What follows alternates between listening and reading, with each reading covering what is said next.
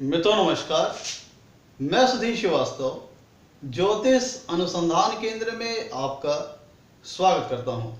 मित्रों, आप लोगों ने मेरे चैनल को अगर अभी तक सब्सक्राइब नहीं किया है तो जल्द सब्सक्राइब करें ताकि मेरे आने वाले नए एपिसोड और वीडियोस की सबसे पहले आपको जानकारी मिल पाए।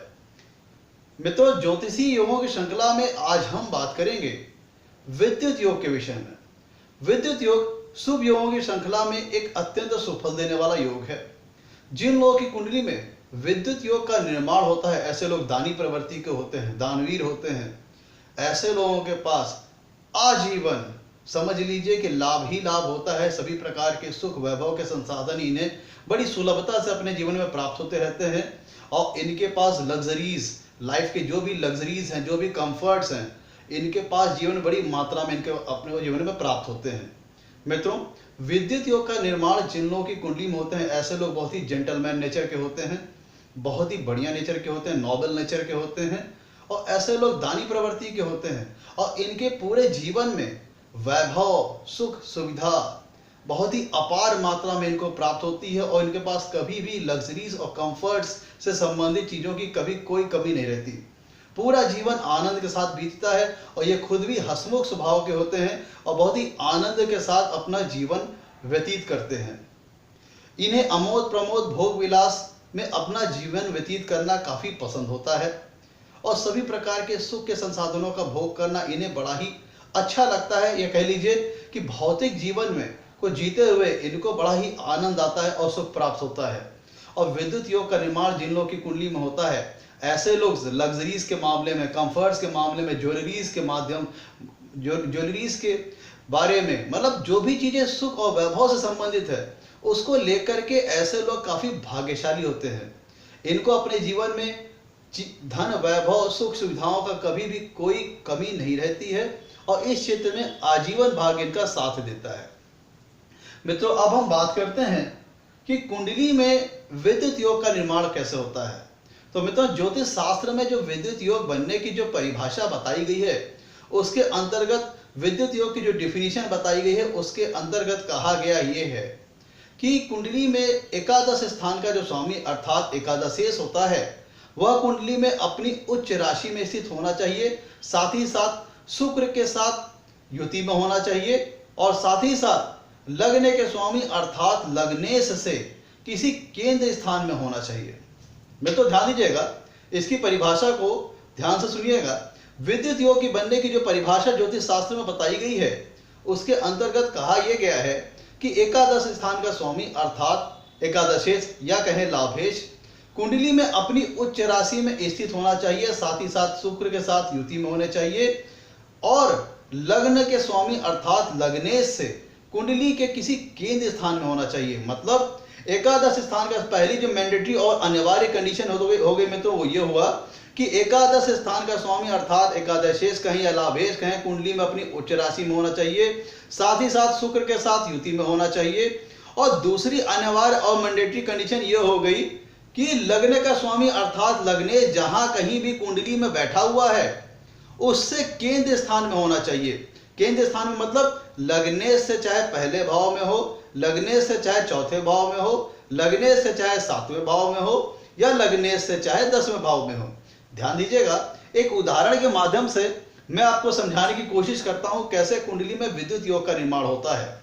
तो जैसा कि विद्युत योग की परिभाषा बताई गई है कि एकादश स्थान का स्वामी अर्थात एकादशेश कुंडली में अपनी उच्च राशि में स्थित होना चाहिए, साथ ही साथ शुक्र के साथ युति में होना चाहिए और लग्न अथवा लग्न के स्वामी अर्थात लग्नेश से जहां कहीं भी कुंडली में स्थित लग्नेश जहां कहीं भी कुंडली में स्थित है उससे केंद्र स्थान में होना चाहिए। मतलब लग्नेश कुंडली में जहां कहीं भी स्थित है उसके करस्पॉन्ड में, उसके रेस्पेक्ट में कुंडली के किसी केंद्र स्थान में होना चाहिए। मतलब लग्नेश से चाहे पहले, लग्नेश से चाहे चौथे, लग्नेश से चाहे 7वें, लग्नेश से चाहे 10वें स्थान पर होना चाहिए। मित्रों, तो अब आपको उदाहरण के माध्यम से समझाने की कोशिश करता हूं कैसे कुंडली में विद्युत योग का निर्माण होगा। मित्रों, आपको समझाने के लिए मैंने मेष लग्न का एक सैंपल चार्ट लिया हुआ है। अब ध्यान ये दीजिएगा कैसे कुंडली में विद्युत योग बनेगा।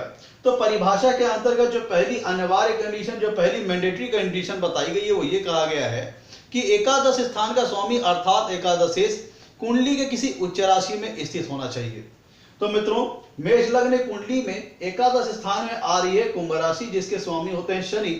तो शनि को हमने उसकी उच्च राशि तुला राशि में लिख दिया। और साथ ही साथ जो दूसरी अनिवार्य कंडीशन हो गई वो ये हो गई कि एकादश स्थान का स्वामी जहां कहीं भी कुंडली में अपनी उच्च राशि में स्थित होगा, साथ ही साथ वो शुक्र के साथ युति में भी होगा। तो हमने शुक्र को भी इसी भाव में लिख दिया। मतलब इस प्रस्तुत उदाहरण में एकादश स्थान के स्वामी होते हैं शनि, जिसको हमने उनकी उच्च राशि तुला राशि में लिख दिया। साथ ही साथ बताई गई परिभाषा के अनुसार शुक्र के साथ युति में भी कर दिया। अब कहा यह गया है, जो दूसरी अनिवार्य कंडीशन है वो ये है कि लग्न का स्वामी अर्थात लग्नेश जहां कहीं कुंडली में बैठा हो, उससे ये केंद्र में होना चाहिए। तो मान लीजिए कि लग्नेश हो गए इस कुंडली में मंगल, लग्नेश हो गए मंगल, मंगल बैठे हैं कुंडली के दसम भाव में। तो मित्रों, अब ध्यान दीजिएगा विद्युत योग इस कुंडली में कैसे बनता है। पहली चीज हो गई कि एकादश स्थान का स्वामी हो गए इस कुंडली में शनि, जो कि अपनी उच्च राशि में है और बताई गई परिभाषा के अनुसार शुक्र के साथ युति में भी है। और लग्नेश मंगल इस कुंडली में दसम स्थान में है। तो लग्नेश मंगल से 1 2 3 4 5 6 7 8 9 10वें स्थान पे है।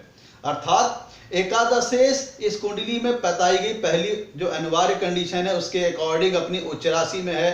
दूसरी अनिवार्य कंडीशन के अकॉर्डिंग शुक्र के साथ युति में है। और तीसरी अनिवार्य कंडीशन उसके हिसाब से लग्नेश होते हैं मंगल इस कुंडली में, जो कि दसम भाव में स्थित हैं। और एकादशेश लग्नेश मंगल से दसम भाव में स्थित हैं। 1 2 3 4 5 6 7 8 9 10।